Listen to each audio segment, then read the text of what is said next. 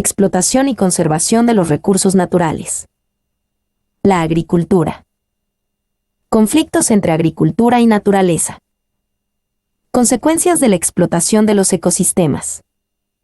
La contaminación. La erosión. Crecimiento de la población y de los recursos. La energía. Los contaminantes. Bibliografía. Un ecosistema es un conjunto de seres que coexisten en el hábitat en el que viven y las interacciones entre todos, donde la materia y la energía pasan a través de todos los seres que lo componen. Ecosistema. Puede ocurrir que una parte de la biomasa salga del ecosistema y se consuma fuera del mismo, lo que indica que hay explotación de ese medio equilibrado y puede atribuirse a dos grupos de razones. A. Naturales. Por ejemplo, debido a aves migratorias. B. Antrópica, la más frecuente. El hombre actúa como consumidor primario, se alimenta de vegetales, consumidor secundario, se alimenta de animales y como descomponedor, quema madera. Cuando el hombre extrae una parte de esa energía, se produce una reacción del ecosistema cuya magnitud depende de la importancia de la explotación, la que puede ser de tres tipos. 1. Explotación escasa, se extrae poca biomasa, por ejemplo cuando se quitan árboles de un bosque. El ecosistema tendrá las mismas especies de antes, pero su cantidad será menor. 2. Explotación mediana, se saca más biomasa que en el caso anterior, por ejemplo cuando se elimina un matorral o parte de los árboles del bosque para convertir ese espacio en pastura. Aquí disminuye el número de especies y se modifican sus interrelaciones, pero se mantiene el equilibrio. 3. Explotación intensa. Se retira una importante cantidad de biomasa, por ejemplo para destinar esa tierra a la producción intensiva de una especie, monocultivo. Aquí se pierden los mecanismos de regulación del ecosistema, por lo tanto el productor tiene que proporcionarlos artificialmente. Se extrae mucha energía en forma de cosecha y se agrega abundante energía al emplear mecanismos para la regulación. En este caso se requiere fertilizar, para suplir la diferencia de nutrientes del suelo. Terápicos, para luchar contra plagas, enfermedades y malezas. Riego, para aportar humedad al suelo. Cuando la explotación es muy intensa y el hombre no proporciona los mecanismos de regulación adecuados, el ecosistema se degrada sin posibilidades de recuperación, erosión del suelo. Los recursos naturales aprovechables corresponden a las siguientes categorías. Renovables. La naturaleza los restablece con cierta rapidez y el rendimiento de esos recursos en el presente y el futuro dependerá del uso que se haga de ellos. No renovables. Se presentan en cantidades limitadas porque la naturaleza los recobra muy lentamente, minerales, combustibles fósiles. La agricultura. El hombre sustituye los ecosistemas por agrosistemas con mayor productividad neta. Aquí pueden darse las siguientes opciones. Se instala un producto, EJ, trigo, y el hombre actúa como único consumidor con una cadena trófica muy sencilla. Cuando intervienen otros productos que no interesan, EJ, malezas, u otros consumidores que compiten con el hombre, EJ, plagas, se eliminan.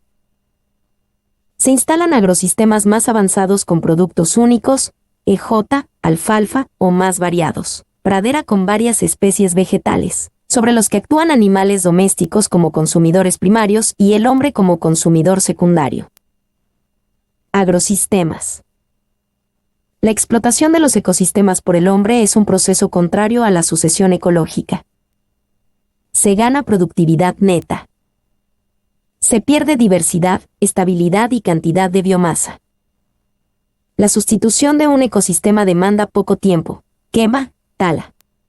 El proceso contrario, la regeneración, requiere muchos años.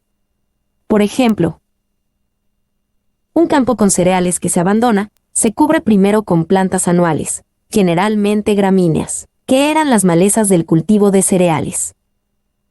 Se forma un pastizal con plantas perennes, leguminosas. Según pasa el tiempo se va transformando en un matorral arbustivo. Luego, ese matorral dará paso a una vegetación arbórea.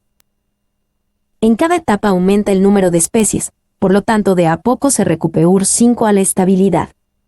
Todo este proceso demuestra que, obviamente, una vuelta al ecosistema demanda más tiempo que su destrucción. Conflictos entre agricultura y naturaleza. La degradación del ecosistema para transformarlo en terrenos agrícolas y cuando estos se abandonan, se transforman en matorrales sin aprovechamiento. La destrucción de la selva para desarrollar una actividad agrícola agota los suelos en poco tiempo, por lo tanto hay que suplementar con fertilizantes lo que conduce, al depender de ellos, a pocas posibilidades de subsistencia. El uso abusivo de fertilizantes produce contaminación del agua de ríos y acuíferos. La ganadería intensiva produce mucho estiércol, que al ser manejado inadecuadamente, también es fuente de contaminación del agua. El uso inadecuado de plaguicidas implica su acumulación a lo largo de las cadenas tróficas y se originan tóxicos. El sobrepastoreo, la deforestación, el monocultivo sostenido en el tiempo y la adopción de inconvenientes técnicas agrícolas genera erosión del suelo. Conocer mejor el flujo de materia y energía en un agrosistema, la relación planta-planta, planta-animal y suelo-planta ayudará a seleccionar y utilizar mejor las tecnologías disponibles. Consecuencias de la explotación de los ecosistemas. Hasta hace unos 10.000 años los comportamientos del hombre y de los animales eran similares respecto del trato a la naturaleza. Pero desde esa época se comenzó a marcar una diferencia, al parecer, por dos razones. Capacidad para el manejo de la energía, fuego. El desarrollo cultural permitió la transmisión de conocimientos de generación en generación. El ambiente se fue degradando por el hombre con fines irracionalmente extractivos para su supervivencia. Agotamiento de recursos naturales no renovables, desaparición de especies, contaminación, degradación de suelos, etc. Respecto de los minerales, salvo el hierro, aluminio y titanio que son bastante abundantes en la corteza terrestre, el resto son escasos y se agotan con el correr del tiempo. Estos productos no se transforman en gases como los combustibles, sino se acumulan como residuos o son reciclados. En este último empleo se extiende el uso de esas materias primas, se gasta menos energía para su producción, se reduce la contaminación y se prolonga el plazo de agotamiento de tales recursos. La contaminación es el acto de añadir elementos extraños al ambiente, agua, gases, seres vivos e inanimados, etc. La contaminación, por lo tanto, puede ser de origen químico, térmico, auditivo, luminoso, etc. Contaminación del aire. Se produce por incorporación de sustancias exóticas al ambiente y por modificación de los componentes del mismo. Para el primer grupo, algunos causan efectos negativos sobre los seres vivos por su toxicidad o por propiciar el desarrollo de enfermedades. Otras se combinan entre sí o con los compuestos naturales de la atmósfera. Los óxidos de azufre o nitrógeno se combinan con el vapor de agua atmosférico y producen ácido sulfúrico y nítrico. Son ácidos fuertes, que al ser arrastrados por el agua de las precipitaciones, producen la lluvia ácida, que baja el pH del agua con la consiguiente repercusión sobre los organismos acuáticos y daños en los ecosistemas terrestres. Este fenómeno no es puntual ya que el viento puede ejercer el efecto arrastre y dispersar la lluvia ácida hacia regiones alejadas del sitio donde se originan. El dióxido de carbono ha aumentado su concentración desde mediados del siglo XX fundamentalmente por la combustión de combustibles fósiles, provocando un aumento de la temperatura porque no permite el paso del calor procedente de la irradiación terrestre. Por lo tanto, se produce un calentamiento conocido como efecto invernadero. Contaminación del agua. Se registra en aguas subterráneas y superficiales. Se debe a la contaminación por detergentes, agroquímicos, residuos industriales y cloacals, agua caliente, etc., lo que dificulta la vida acuática hasta el punto de su desaparición. Los aportes con más concentración de nutrientes provocan desequilibrios en los acuíferos, lo que conduce a un aumento de microorganismos que consumen el oxígeno disuelto perjudicando a otros seres vivos. Contaminación del suelo. Ocurre con la acumulación de residuos en áreas acotadas y en regiones mayores, que pueden descomponerse en productos inofensivos, pero siempre depende de modo directo de su concentración y del tiempo. Los agroquímicos, los residuos sólidos urbanos, los metales pesados, etc., son arrastrados hacia las aguas superficiales y las subterráneas. Muchos productos se degradan rápido como los plaguicidas, pero otros, plásticos, se acumulan en el suelo y su degradación demanda mucho tiempo. La erosión es el desgaste de la superficie terrestre por acción antrópica, por el agua o el viento. La desaparición de la cubierta vegetal, sobrepastoreo, deforestación, malas prácticas agrícolas, voladuras del suelo, etc., deja el piso desprotegido. Por lo tanto, la acción del clima hace desaparecer el sustrato necesario para que la vegetación se regenere y, entonces, aparece el desierto. También se erosionan los componentes bióticos de un ecosistema, ya que la reducción del número de especies en él mismo compromete su estabilidad, la que, a su vez, depende de la diversidad de los seres vivos que la componen y por lo tanto de su variabilidad genética. Crecimiento de la población y de los recursos. Crecimiento no es lo mismo que desarrollo. Cuando algo crece, aumenta su tamaño. Cuando algo se desarrolla se hace más armónico y no necesariamente se hace más grande. Por ejemplo, la Tierra se ha desarrollado a lo largo de los tiempos, pero no ha aumentado su tamaño. Hay dos modelos de crecimiento. Crecimiento lineal es el aumento constante durante el mismo periodo de tiempo. Por ejemplo, un cocinero tarda 1 hora en elaborar una torta, 2 horas en elaborar 2 tortas y así sucesivamente.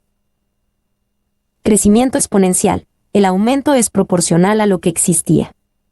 Por ejemplo, si una colonia de bacterias se duplica cada 15 minutos, al cabo de ese tiempo cada bacteria dará lugar a 2, luego del segundo cuarto de hora habrá dado lugar a 4, al cabo del tercero habrá 8 y así sucesivamente.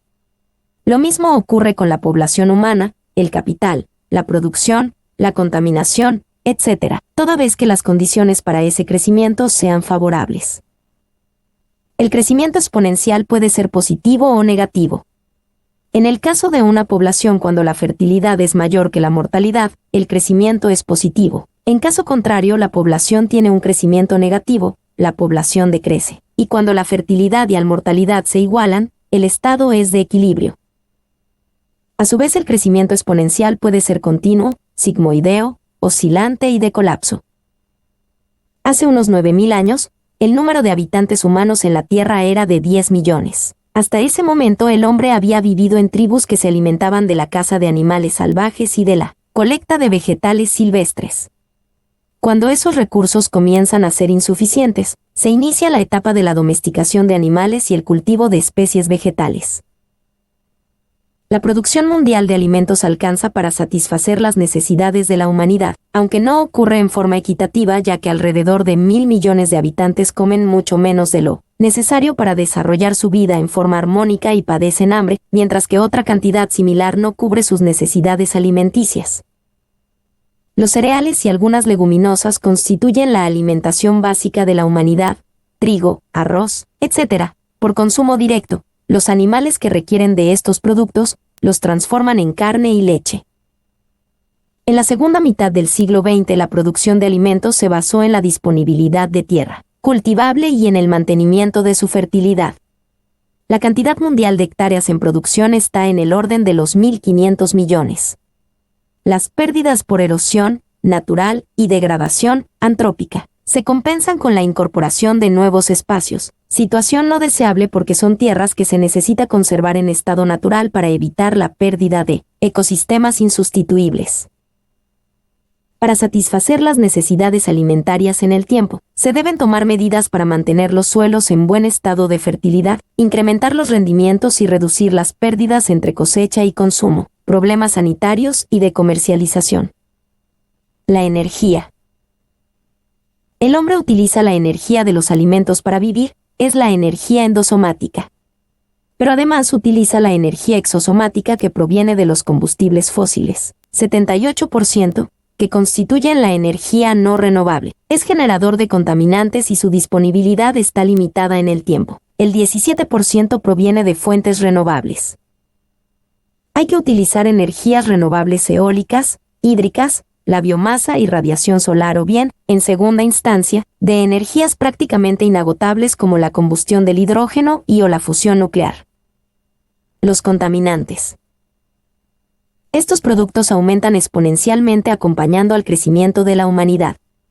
Una mayor eficiencia en el uso de los materiales y la energía reducen la contaminación al final del proceso de elaboración.